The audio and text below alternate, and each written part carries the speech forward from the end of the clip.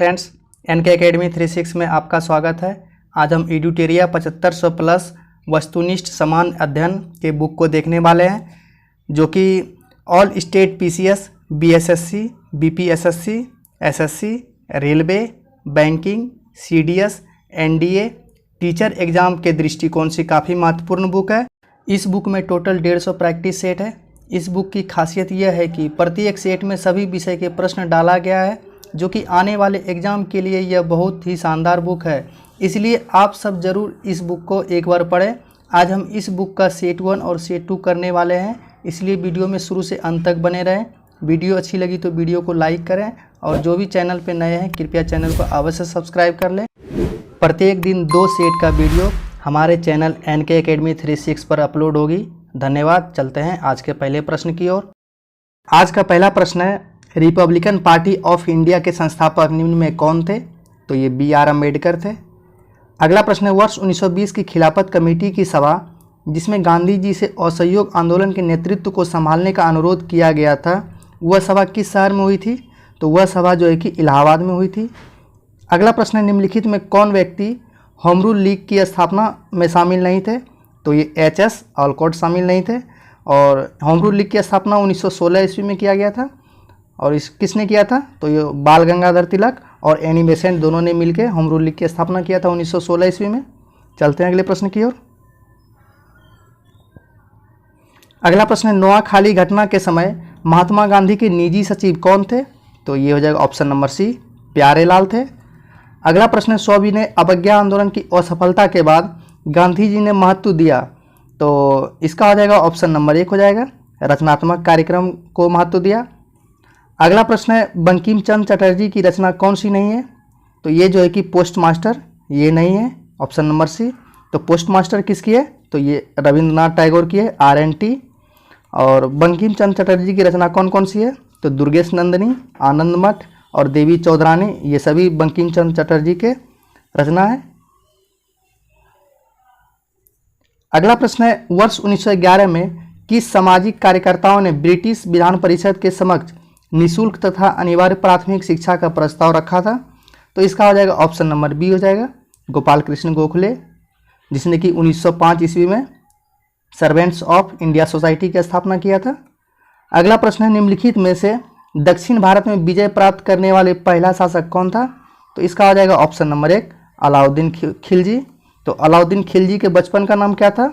तो अली गुरशस नाम था इसका, अली गुरशस। अगला प्रश्न है, निम्नलिखित में से कौन सा व्यक्ति रंपा विद्रोह से संबंधित है? तो इसका हो जाएगा option number C, Alluri Sitaram Raju थे। अगला प्रश्न है, पागलपंथ की स्थापना किसने की थी? तो इसका हो जाएगा ऑप्शन नंबर B हो जाएगा, करम शाह ने किया था। अगला प्रश्न है, पानीपत के युद्ध में बाबर के जीतने का मुख्य कारण क्या था? तो इसका हो जाएगा ऑप्शन नंबर B, ये सही है, उसकी सैन्य कुशलता। चलते हैं अगले प्रश्न की ओर।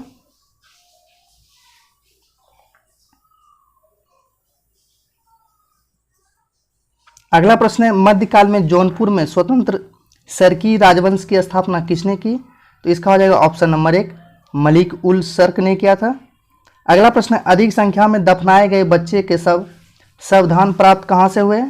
तो ये हो जाएगा ऑप्शन नंबर इसका B हो जाएगा, जोरवे संस्कृति से प्राप्त हुए हैं। अगला प्रश्न है, भागवत संप्रदाय के विकास में किसका योगदान अत्यधिक था? तो इसका हो जाएगा ऑप्शन नंबर B, हिंदी यूनानी। इसमें जो है कि ऑप्शन गलत दिया हुआ है, इसमें D दिया हुआ है, ये D नहीं होगा, हिंदी यूनानी होगा। चलते हैं अगले प्रश्न की ओर। अगला प्रश्न, धमेक स्तूप कहाँ स्थित है? तो ये उत्तर प्रदेश के सारनाथ में स्थित है। अगला प्रश्न है, वह सुल्तान कौन था जिसने खलीफा के अधिकार को मानने से इनकार कर दिया? तो इसका हो जाएगा ऑप्शन नंबर B हो जाएगा, अलाउद्दीन खिलजी। अगला प्रश्न है, यूरोप को उत्तरी अमेरिका से कौन सा सागर या महासागर अलग करता है? तो ये हो जाएगा ऑप्शन नंबर 1, उत्तरी अटलांटिक महासागर। चलते हैं अगले प्रश्न की ओर। अगला प्रश्न है, शिवालिक शैल समूह के दक्षिण में भावर क्षेत्र उदाहरण है? तो ये किसका उदाहरण है? तो इसका हो जाएगा ऑप्शन नंबर C, गिरिपद स्थिति का उदाहरण है। अगला प्रश्न है, निम्नलिखित में से कौन सा सौर परिवार से संबंधित नहीं है? तो इसका हो जाएगा ऑप्शन नंबर बी हो जाएगा निहारिका। अगला प्रश्न है सूची 1 को सूची 2 से सुमेलित कीजिए तथा सूचियों के नीचे दिए गए कूट का प्रयोग कर सही उत्तर चुनिए। तो देख लेते हैं, पहला है अनुच्छेद 26। तो अनुच्छेद 26 किससे संबंधित है? इसका हो जाएगा 3 नंबर, धार्मिक कार्यों के प्रबंध की स्वतंत्रता है, इसका 3 हो जाएगा। और अगला है अनुच्छेद 40, तो ये ग्राम पंचायत के गठन से संबंधित है, तो इसका हो जाएगा 4। अगला है अनुच्छेद 98, ये जो है कि संघ शासित क्षेत्रों का प्रशासन है, तो इसका हो जाएगा 1। और अनुच्छेद 239 है, ये संसद सचिवालय से संबंधित है, इसका हो जाएगा 2। इस तरह मेरा ऑप्शन नंबर 1 हो जाएगा। 3 4 2 1। चलते हैं अगले प्रश्न की ओर। अगला प्रश्न है निम्नलिखित क्षेत्रों में से किस एक क्षेत्र में राज्य सरकार का स्थानीय इकाइयों पर नियंत्रण नहीं होता है? तो इसका हो जाएगा ऑप्शन नंबर 1, नागरिकों की शिकायतें पर स्थानीय इकाई पर नियंत्रण नहीं होता है। तो किस पर नियंत्रण होता है? तो आर्थिक मामले, कार्मिक मामले और विधि निर्माण पर, ये सभी पर स्थानीय इकाई का नियंत्रण होता है। अगला प्रश्न है निम्नलिखित कथन या कथनों में से कौन से कथन गलत है? तो गलत को खोजना है। तो देख लेते हैं, इसमें पहला ऑप्शन है मौलिक अधिकार पर संविधान का भाग 3 यूएसए के बिल ऑफ राइट्स पर आधारित है, तो ये सही है। ऑप्शन नंबर बी में संविधान का अनुच्छेद 21 के अंतर्गत मृत्यु का अधिकार मूलभूत अधिकार है, तो ये गलत हो जाएगा। अगला ऑप्शन है ऑप्शन नंबर सी, भारतीय संविधान एक पूर्ण संघीय संविधान है, तो ये भी गलत है। ऑप्शन नंबर डी में भारतीय संविधान के अनुसार मूलभूत अधिकारों को हटाया जा सकता है, तो ये गलत हो जाएगा। इस तरह मेरा ऑप्शन गलत है, बी सी डी तीनों गलत है और केवल ए सही है। अगला प्रश्न, वर्ष 2011 में भारत के संविधान में होने वाले 97वें संविधान संशोधन का संबंध किस विषय से है? तो इसका हो जाएगा ऑप्शन नंबर बी, सहकारी संस्थानों का गठन व कार्य संचालन। अगला प्रश्न है भारत के संसद द्वारा पंचायत प्रावधान अनुसूचित क्षेत्रों तक विस्तार कानून कब पारित किया गया? तो इसका हो जाएगा ऑप्शन नंबर सी, 1996 में पारित किया गया। अगला प्रश्न है व्यक्तिगत प्रायोज्य आय PDIA क्या है? तो इसका हो जाएगा ऑप्शन नंबर बी हो जाएगा। PDI बराबर होता है व्यक्तिगत आय माइनस व्यक्तिगत कर भुगतान माइनस गैर कर भुगतान। अगला प्रश्न है शरीर के संपर्क में स्प्रिट ठंडी अनुभूति देती है क्योंकि यह, तो इसका हो जाएगा ऑप्शन नंबर सी, अत्यंत वाष्पशील होती है, वाष्प में परिवर्तित होता है तब क्या होता है? तो ये जो है कि ऑप्शन नंबर सी हो जाएगा इसका, वातावरणीय उष्मा स्रोत से उष्मा जल में प्रवाहित होती है। अगला प्रश्न, हरे पौधे सूर्य के प्रकाश की ऊर्जा का कितना प्रतिशत ग्रहण करते हैं और उसे खाद्य ऊर्जा में परिवर्तित करते हैं? तो ये 1% ग्रहण करते हैं और उसे खाद्य ऊर्जा में परिवर्तित करते हैं। चलते हैं अगले प्रश्न की ओर।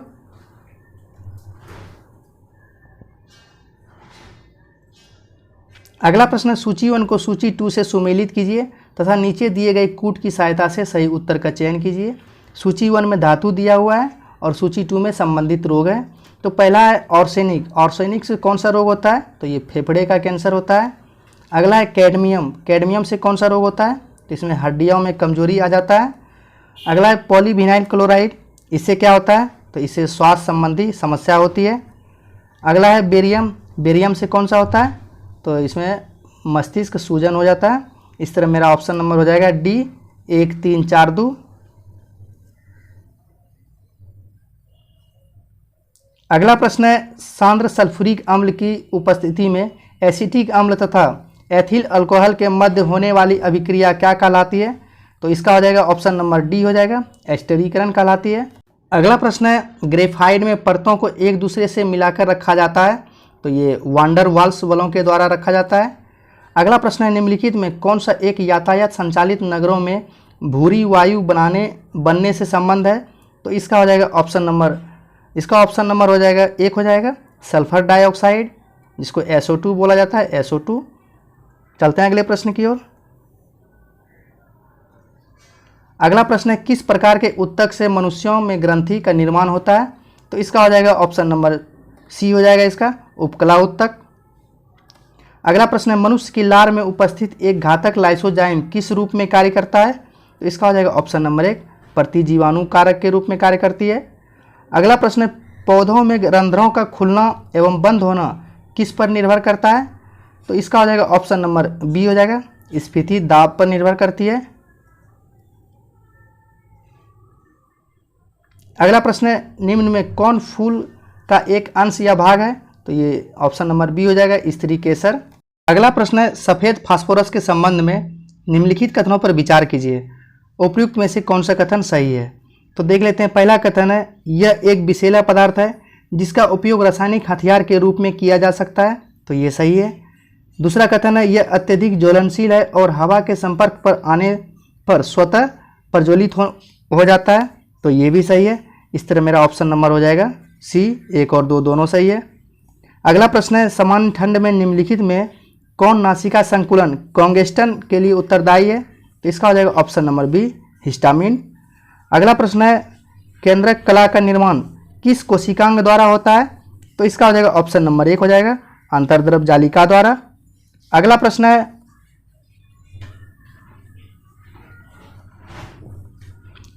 है, लसिका एवं रुधिर किस उत्तक का उदाहरण है?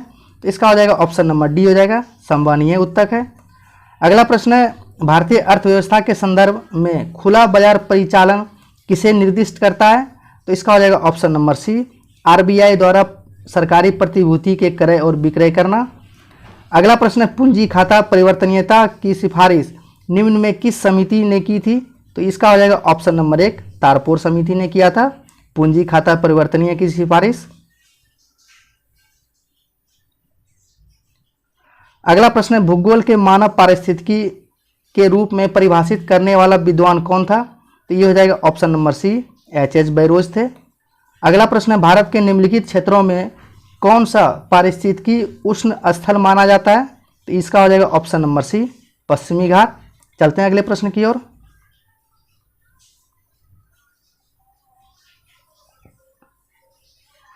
अगला प्रश्न है, विश्व संगीत दिवस कब मनाया जाता है? तो ये प्रत्येक वर्ष 21 जून को मनाया जाता है। अगला प्रश्न है, भारत का पहला राष्ट्रीय सामुद्रिक पार्क कहाँ स्थित है? तो ये कच्छ में स्थित है, कच्छ के रण में। अगला प्रश्न है, निम्नलिखित में किसने कहा था स्वाद का वास्तविक स्थान जीवा नहीं बल्कि मन है? तो ये महात्मा गांधी जी ने कहा था।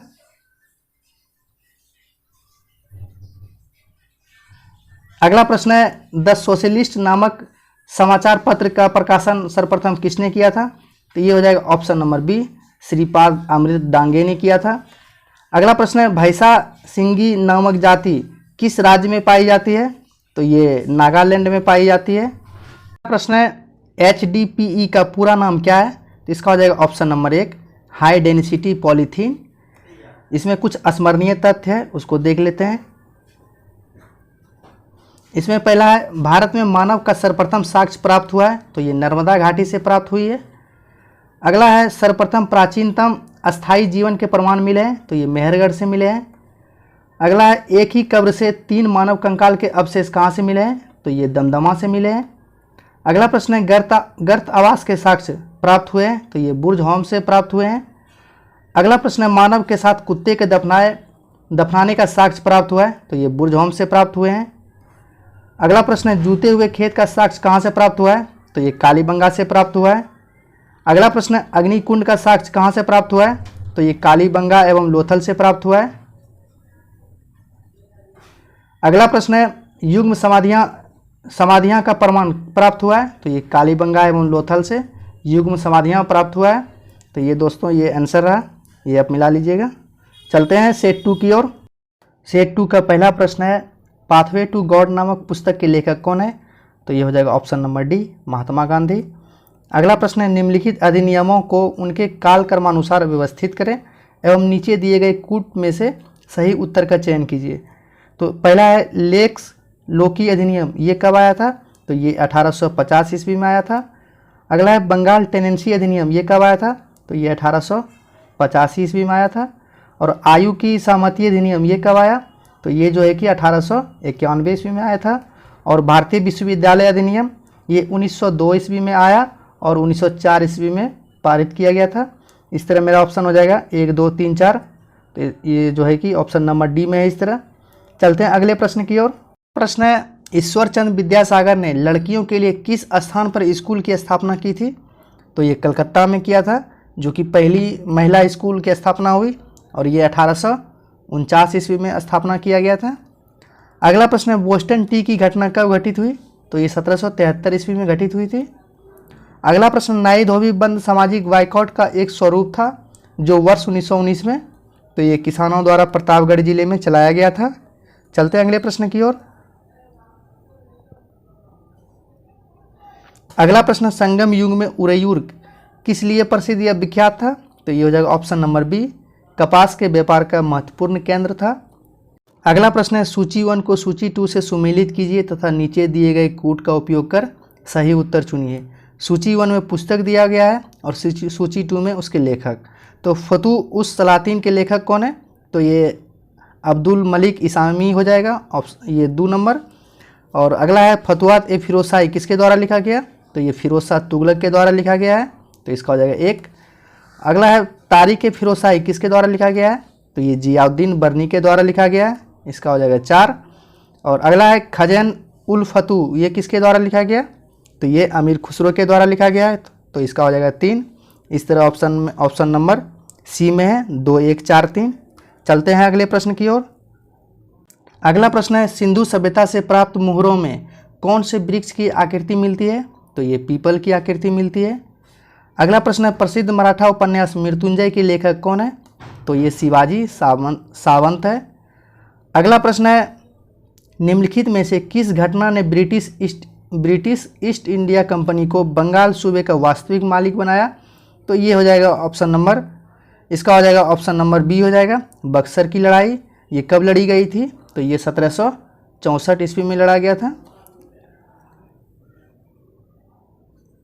अगला प्रश्न है जहांगीर ने किसे नादिर उल असर के खिताब से नवाजा था? तो इसका हो जाएगा ऑप्शन नंबर बी हो जाएगा, उस्ताद मंसूर को नवाजा गया था। अगला प्रश्न है गजनी का सुल्तान महमूद किस चोल राजा के समकालीन थे? तो ये राजेंद्र प्रथम के समकालीन थे। अगला प्रश्न है अनंतराज सागर जलाशय का निर्माण किस वंश के शासकों द्वारा किया गया था? तो ये विजयनगर के शासकों द्वारा, जो कि कृष्णदेव राय थे, इसके द्वारा करवाया गया था। अगला प्रश्न है मंगोल शासक चंगेज खां की मृत्यु कब हुई थी? तो ये 1227 ईस्वी में हुआ था और चंगेज खां को जो है कि ईश्वर का अभिशाप कहा जाता था। अगला प्रश्न है गिजाली किसके शासनकाल में प्रसिद्ध रचनाकार थे? तो ये हो जाएगा ऑप्शन नंबर इसका बी हो जाएगा, अकबर के शासनकाल में थे।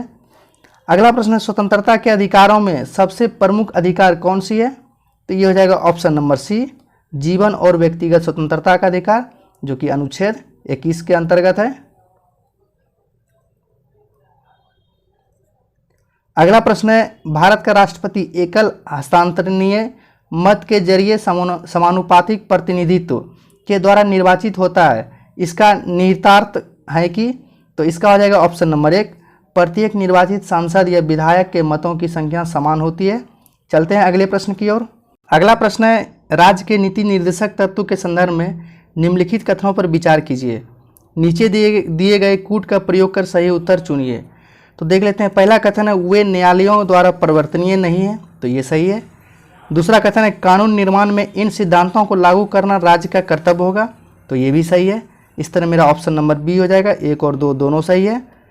अगला प्रश्न है भारतीय दंड संहिता की कौन सी धारा महिलाओं की सहमति के बिना गर्भपात करने के अपराध से संबंधित है? तो इसका हो जाएगा ऑप्शन नंबर बी हो जाएगा, धारा 313। चलते हैं अगले प्रश्न की ओर। अगला प्रश्न है वैसे संसाधन जो वर्ष के उपयोग से समाप्त हो जाते हैं उसे क्या कहते हैं? तो इसको जो है कि और नवीकरणीय संसाधन कहते हैं। अगला प्रश्न है भू दृश्य पर जल, पवन एवं हिम जैसे विभिन्न घटकों के द्वारा होने वाले क्षय को क्या कहते हैं? तो इसका हो जाएगा ऑप्शन नंबर सी हो जाएगा, अपरदन कहते हैं। अगला प्रश्न है भारत के उत्तर पश्चिमी भाग में अमेरिकी कपास की किस्म को किस नाम से जाना जाता है? तो ये हो जाएगा ऑप्शन नंबर डी, नरमा के नाम से जाने जाते हैं। अगला प्रश्न है निम्नलिखित में किस नदी को बैत के नाम से भी जाना जाता है? तो ये हो जाएगा ऑप्शन नंबर 1, झेलम। अगला प्रश्न तीई पर्वत किस राज्य में स्थित है? तो ये नागालैंड में स्थित है। अगला प्रश्न कोयला का जलना किस अभिक्रिया का उदाहरण है? तो ये संयोजन अभिक्रिया का उदाहरण है। अगला प्रश्न फ्लाई ऐश प्रदूषण होता है? तो ये ताप विद्युत संयंत्र से होता है। अगला प्रश्न तुलसी के पौधे का औषधीय महत्व किसके उपस्थिति के कारण होती है? तो ये फिनॉल एवं फ्लोवोनाइड्स के उपस्थिति के कारण होती है। चलते हैं अगले प्रश्न की ओर।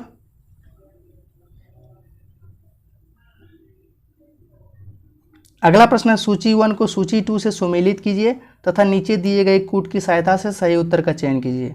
तो पहला है सोडियम बेंजोएट, इसका काम है फलों के रस का परीक्षण करना।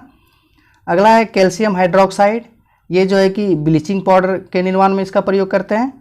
अगला है नाइट्रिक अम्ल, ये जो है कि रासायनिक उद्योगों में इसका प्रयोग करते हैं। अगला है सल्फ्यूरिक अम्ल, इसका उपयोग जो है कि पेट्रोलियम शोधन में करते हैं। तो इस तरह हो जाएगा 1, 3, 4, 2। तो इस तरह ऑप्शन नंबर बी में है।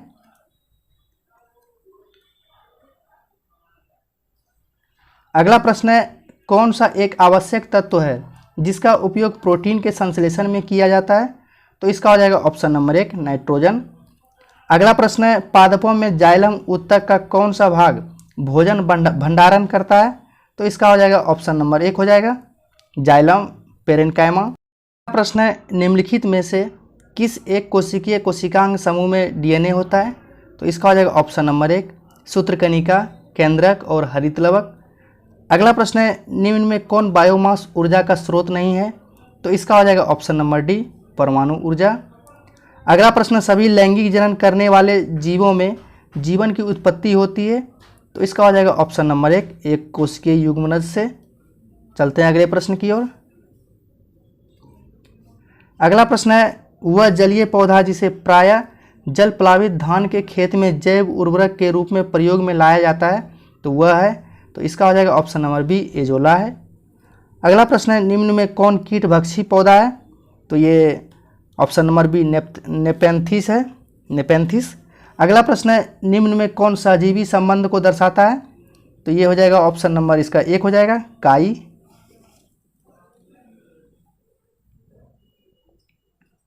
अगला प्रश्न है, निम्न में से कौन सी विधि राष्ट्रीय आय आकलन की विधि में से एक नहीं है? तो इसका हो जाएगा ऑप्शन नंबर 1 हो जाएगा वितरण विधि। और कौन से राष्ट्रीय आय की आकलन विधि है? तो ये उत्पाद विधि, आय विधि और व्यय विधि। अगला प्रश्न है, अपने निवेश के बदले में एक शेयर धारक प्राप्त करता है? तो इसका हो जाएगा ऑप्शन नंबर बी लाभांश एवं बोनस शेयर। अगला प्रश्न, आधुनिकीकरण में शामिल है? तो इसका हो जाएगा ऑप्शन नंबर सी हो जाएगा ए और बी दोनों। तो नवीन प्रौद्योगिकी का प्रयोग और सामाजिक दृष्टिकोण में परिवर्तन लाना। अगला प्रश्न है, पारिस्थितिकी तंत्र के संदर्भ में निम्नलिखित कथनों पर विचार कीजिए, इनमें से कौन सा सही कथन है? तो देख लेते हैं इसमें। पहला कथन है, स्वपोषणज स्तर पर उत्पादन को प्राथमिक उत्पादकता कहा जाता है, तो ये सही है। दूसरा कथन है, द्वितीय उत्पादकता का संदर्भ परपोषी विषम पोषणज स्तर के उत्पादन से है, तो ये भी सही है, ये भी सही है। इस तरह मेरा ऑप्शन नंबर सी हो जाएगा, 1 तथा 2 दोनों सही है। अगला प्रश्न, यामिनी कृष्णमूर्ति का संबंध किस नृत्य से है? तो इसका हो जाएगा ऑप्शन नंबर 1 हो जाएगा कुचिपुड़ी से है। अगला प्रश्न है, निम्नलिखित घटनाओं पर विचार कीजिए तथा इन्हें सही कालानुक्रम में व्यवस्थित कीजिए, सबसे पहले से प्रारंभ करते हुए आखिरी गतिविधि तक। तो पहला है पाई मेसोन की खोज, तो इसकी खोज 1935 ईस्वी में युकावा ने किया था। अगला है न्यूट्रॉन की खोज, तो इसकी खोज 1932 ईस्वी में जेम्स चैडविक ने किया था। तीसरा है इलेक्ट्रॉन की खोज, तो इसकी खोज 1906 ईस्वी में जे थॉमसन ने किया था। चौथा है प्रोटॉन की खोज, तो इसकी खोज 1920 ईस्वी में गोल्डस्टीन ने किया था। तो इस तरह मेरा ऑप्शन हो जाएगा 3, 4, उसके बाद 2, 1। तो इस तरह ऑप्शन नंबर सी में है। अगला प्रश्न है, निम्नलिखित में किस राज्य में हर वर्ष इको रिट्रीट महोत्सव मनाया जाता है? तो ये हो जाएगा उड़ीसा में प्रत्येक वर्ष इको रिट्रीट महोत्सव आयोजित किया जाता है। चलते हैं अगले प्रश्न की ओर।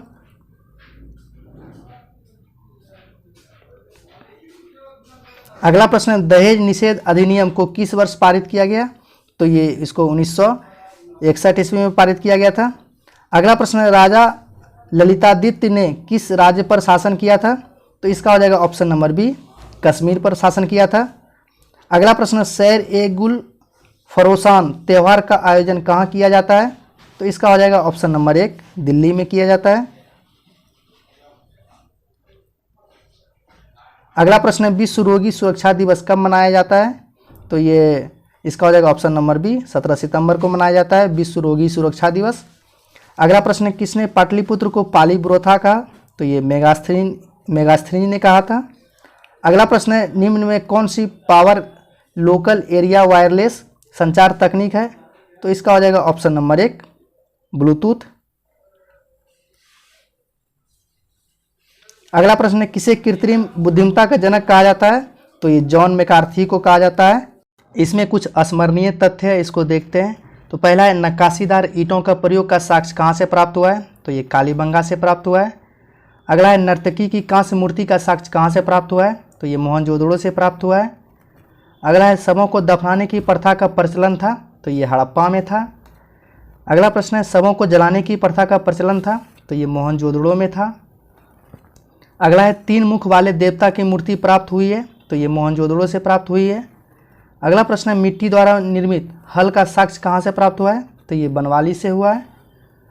अगला प्रश्न है, उन्नत जल प्रबंधन का साक्ष्य कहाँ से प्राप्त हुआ है? तो ये धौलावीरा से प्राप्त हुआ है। अगला प्रश्न है, शैलकृत स्थापत्य की प्राचीनतम प्रमाण कहाँ से प्राप्त हुआ है? तो ये धौलावीरा से प्राप्त हुआ है।